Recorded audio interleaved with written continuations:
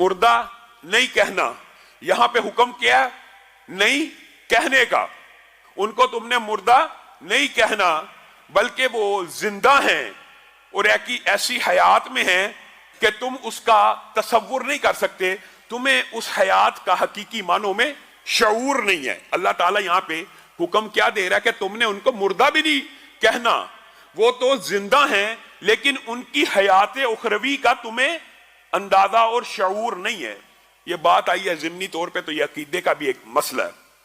पहले मैं इसी से मिलती जुलती एक और आयत आपके सामने रखता हूं।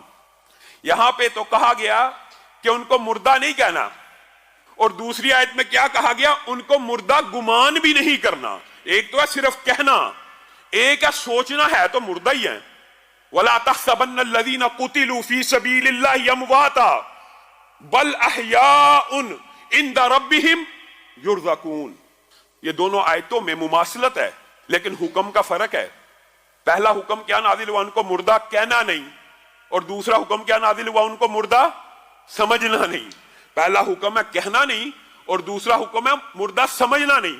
पहले हुक्म में अल्लाह ताला ने एक बात वादे कर दी, उनकी एक जिंदगी है। दूसरी आयत में भी है उनकी एक जिंदगी है। एक जिंदगी है जिसका तुम शऊर नहीं रखते, लेकिन उस शऊर ना रखने के अंदर से अल्लाह ने कुछ शऊर तुम्हें दे दिया। वो क्या है? इंद रब्बिहिम युर्ज़कून।